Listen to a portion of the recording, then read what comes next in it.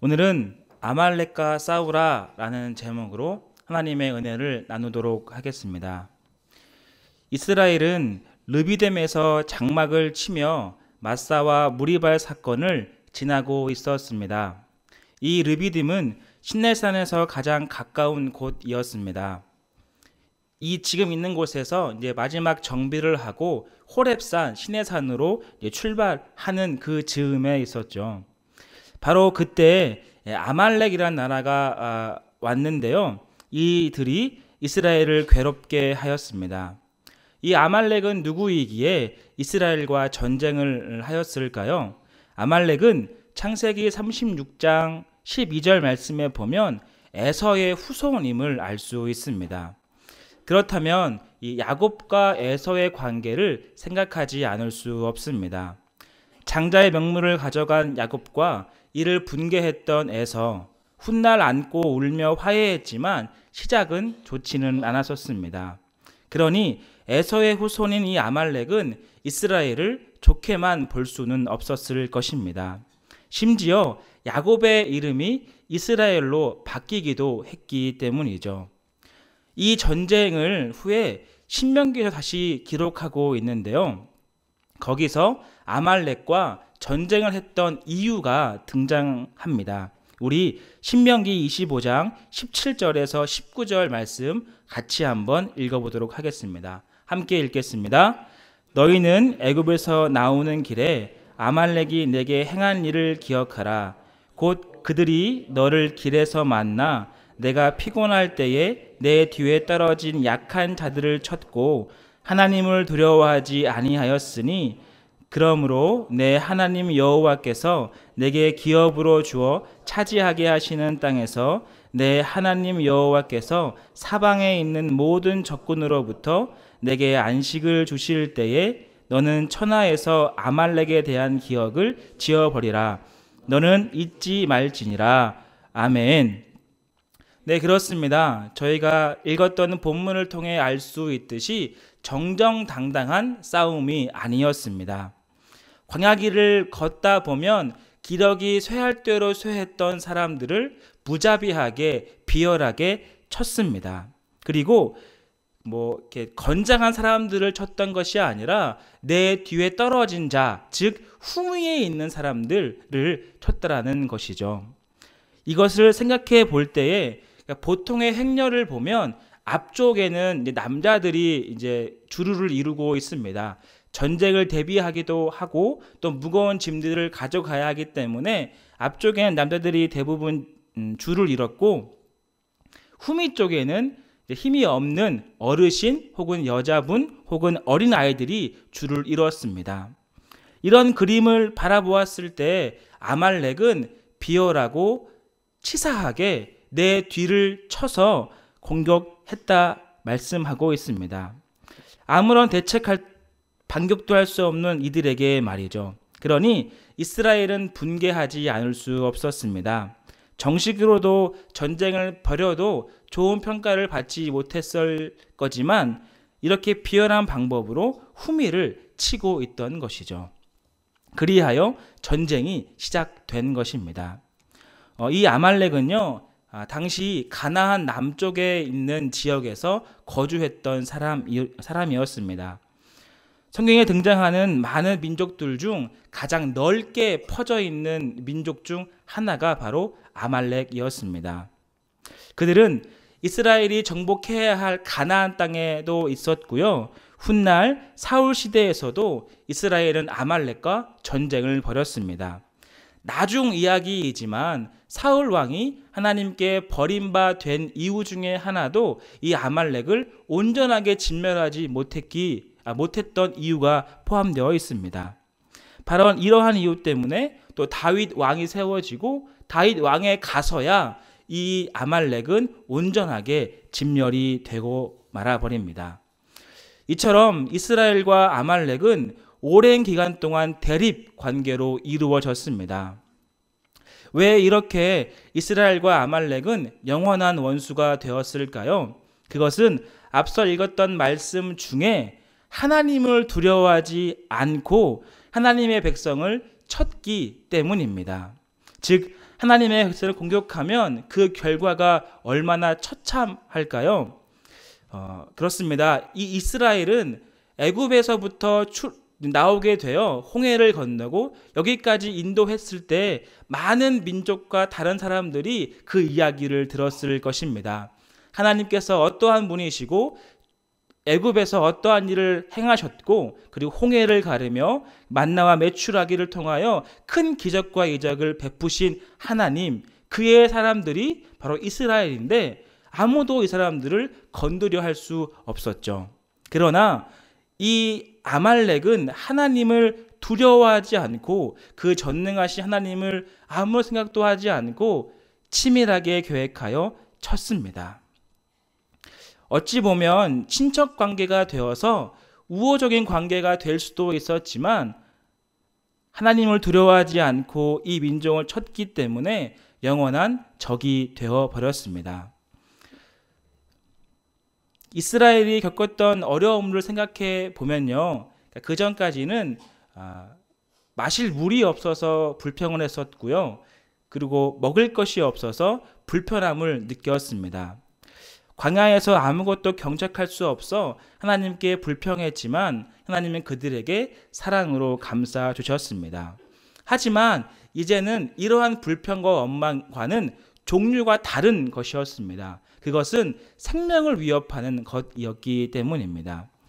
어찌 보면 지금까지 내부적인 갈등을 겪었던 이스라엘 백성들이 이제는 외부적인 작용으로 인하여서 어려움을 경험하고 있었습니다.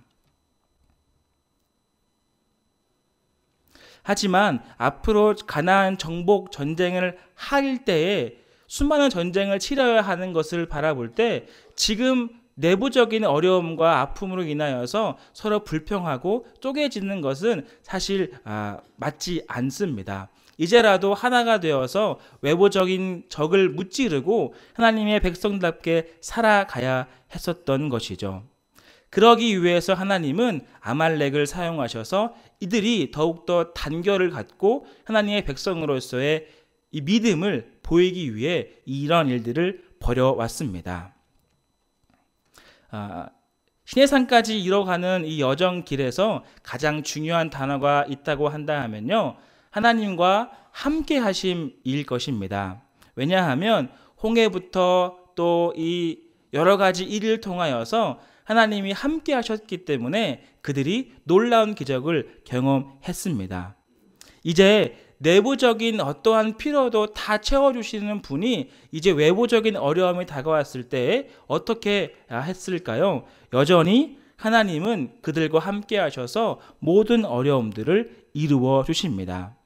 이전에도 함께 하신 하나님께서 오늘도 내일도 함께 하셔서 이 전쟁을 승리로 인도하여 주시는 것이죠.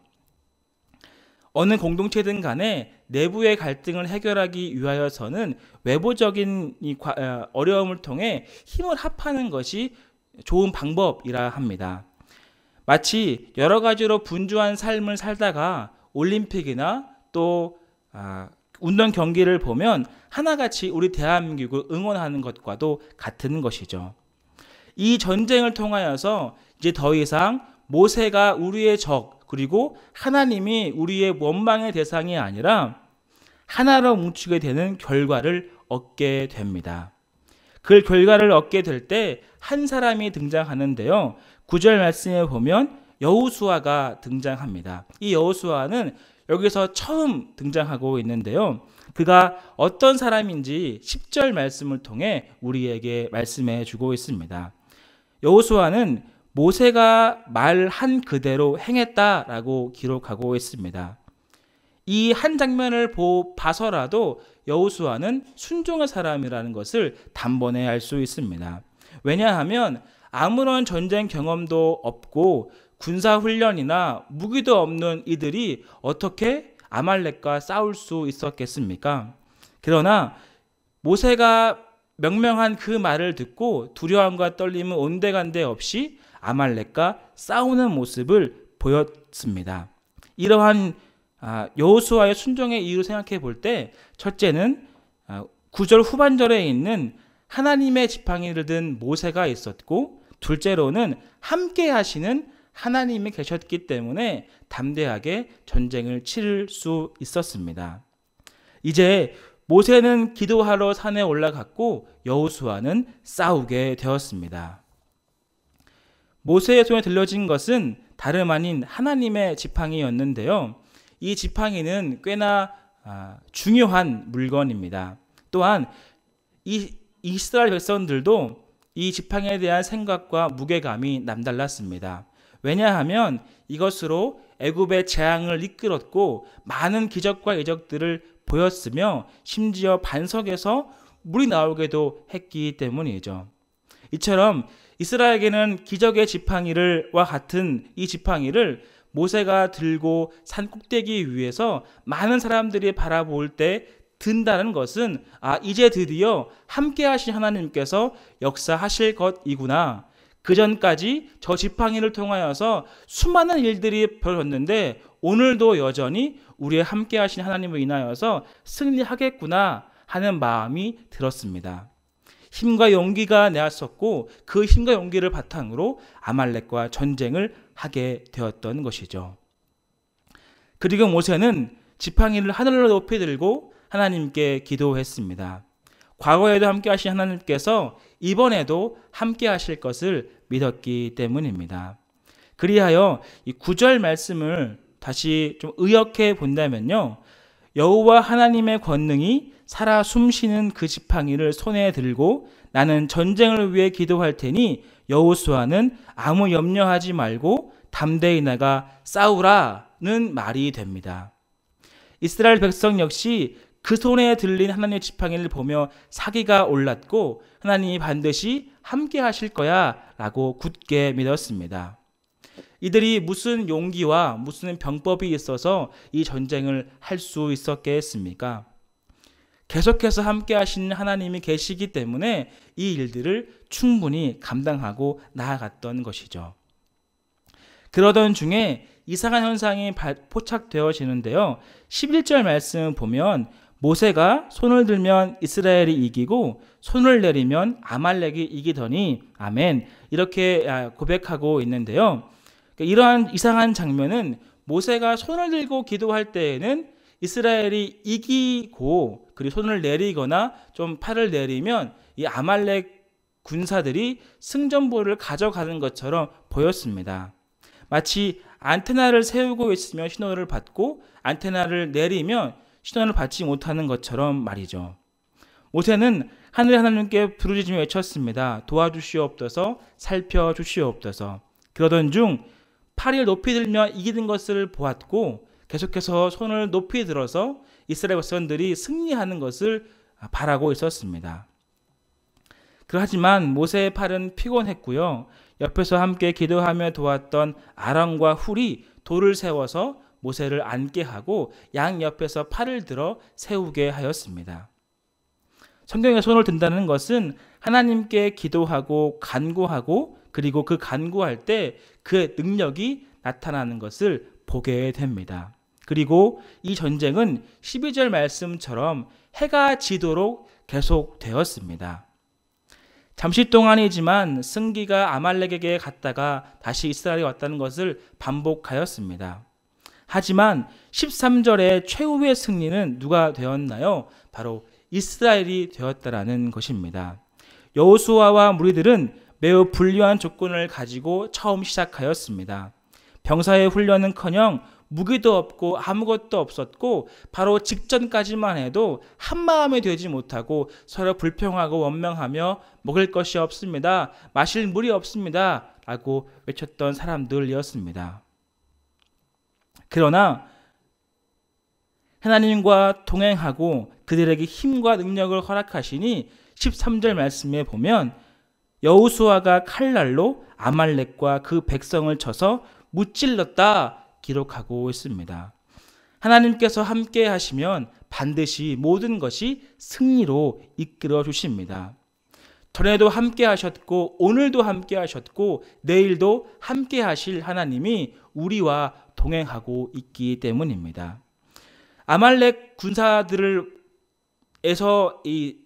아무것도 없는 이스라엘을 바라봤을 때에는 오합지졸 군대였을 것입니다. 아무런 것도 준비되어 있지 않고 갑옷은커녕 아무것도 없을 때 이것쯤이야 쉽게 이길 수 있겠거나 생각하였지만 하나님의 권능과 하나님의 능력이 그들과 함께 하였더니 그 준비되었던 무기와 병가와 칼과 창이 아무런 소용없는 허수아비로 되어버렸습니다. 하나님의 능력 앞에서는 어떠한 것도 아무것도 효력이 나타나지 않습니다. 왜냐하면 하나님께서 승리의 하나님이시기 때문입니다. 우리의 마음을 혹시 짓누르고 있는 모든 어려움 역시 하나님의 능력과 함께 하심의 능력으로 역사하여 주실 것입니다. 찬송가 347장 후렴구에는 이런 가사가 있는데요. 여호수아 본받아 앞으로 가세 우리 거할 처소는 주님 품일세, 이렇게 기록되어 있습니다. 준비되어 있진 않지만 아무것도 예배되어 있는 것도 아니고 든든하게 있는 것도 아니지만 하나님께서 사용하시면 반드시 승리를 안겨주실 것을 믿고 앞으로 나아갔더라는 것이죠. 계속해서 북한의 도발과 그리고 어려움을 통하여 사회적 불안과 안정이 계속해서 있습니다. 불안, 걱정들이 있습니다. 그리고 지구를 바라볼 때 어렵다고들 이야기를 하고 있습니다. 저 역시 아직 민방위가 끝나지 않아서 병역의 문제가 좀 있는데요. 저 역시 걱정되고 두려움에 있는 것이죠. 그럴 때 우리는 무엇을 기대하고 무엇을 의지하며 하나님께 아뢰 수 있겠습니까? 이스라엘 백성들과 함께 하셨던 어제도 오늘도 내일도 함께 하실 하나님께 우리는 간구하고 기도해야 합니다. 아무것도 없을지라도 내 상황에 두렵고 떨릴지라도 함께 하실 주님을 의지하고 우리는 앞의 길을 힘써 나가야 합니다.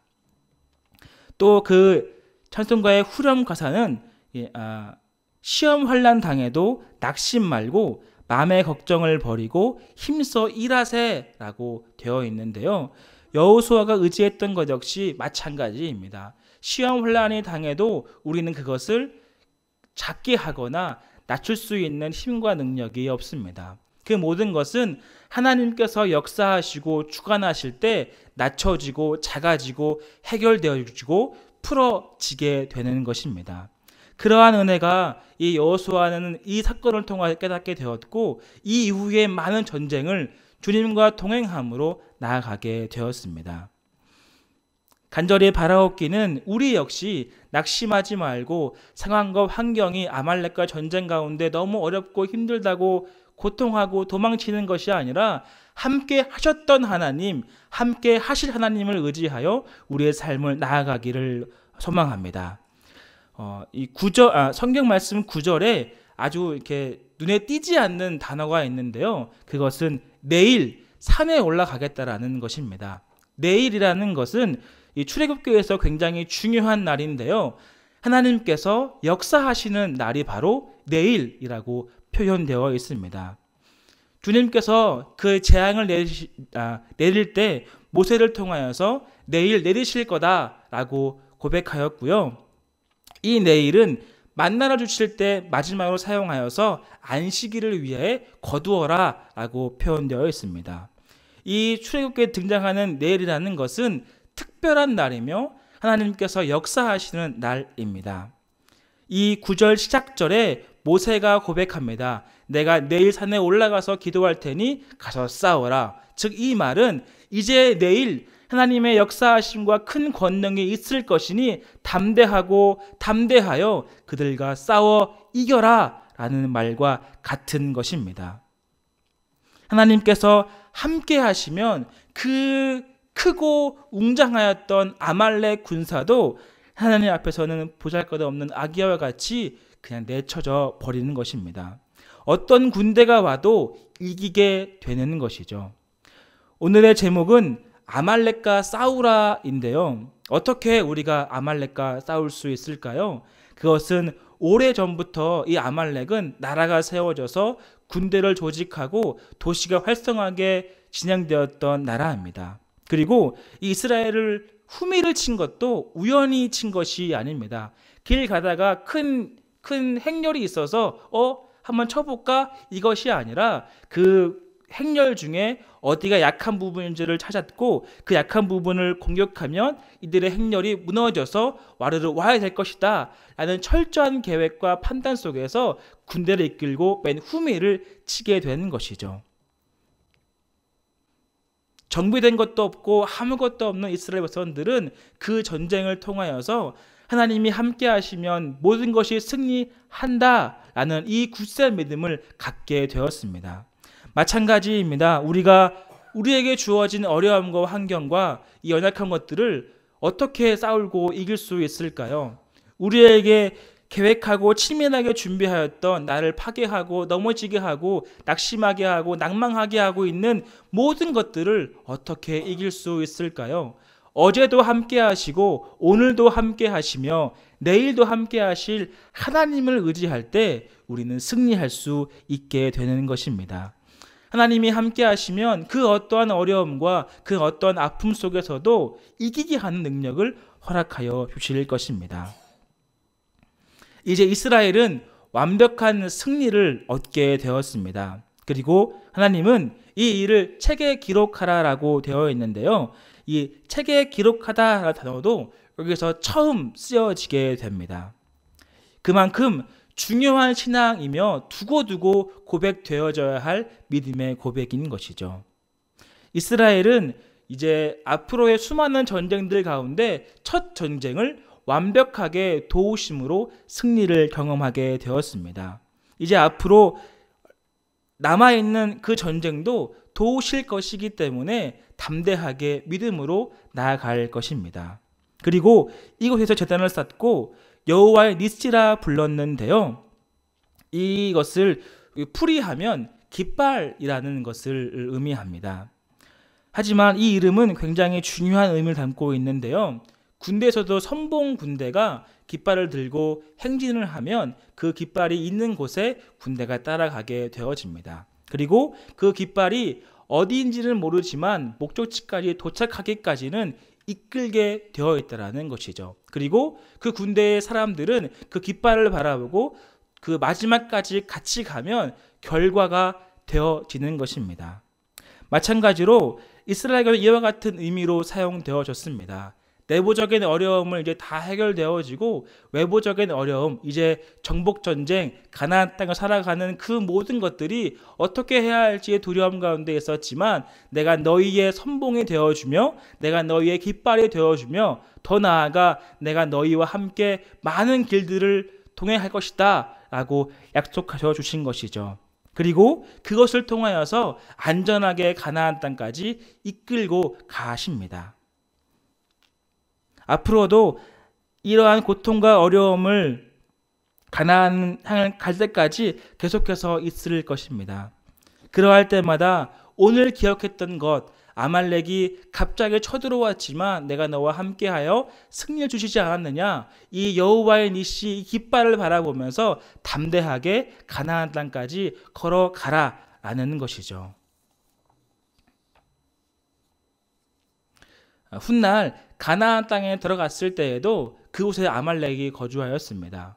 그러나 나의 깃발이며 목표이며 길이 되어주시는 하나님께서 함께 하시기에 전혀 걱정이 없습니다.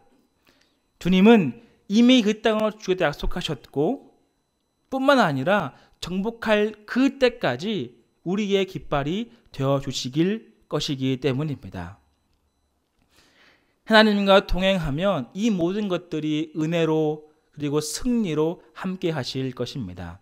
여호와의 니시는 바로 이러한 의미를 갖고 있습니다. 그렇기에 불안해하고 때론 굶주리고 어려웠던 이들에게 정말 하나님이 살아계시고 역사하시며 우리와 동행하는구나 라고 고백했을 것입니다. 이것은 왜냐하면 그 직전 상황인 마사와 무리바 사건을 통해 맨 끝에 이렇게 되어 있습니다. 과연 하나님이 우리와 함께 계시는가 아니 계시는가 시험하여 본다라는 말이 있었거든요. 그러나 하나님은 그 말씀을 듣고도 그들에게 물을 주셨고 아말렉과의 싸울 때에도 그들과 함께 동행하여 주셨습니다. 하나님은 늘 우리에게 도우시는 팔을 내밀고 계십니다. 모세가 팔을 들어서 기도할 때 승리했던 것처럼 하나님도 우리를 향하여서 계속해서 손을 내밀고 은혜의 강편을 주시길 원하십니다. 때로 모세가 힘이 떨어져 팔을 내릴 때가 있었지만 하나님은 쉬지도 않고 졸지도 않으시는 분이기 때문에 언제 어디서나 우리와 함께 은혜와 사랑을 부어 주십니다.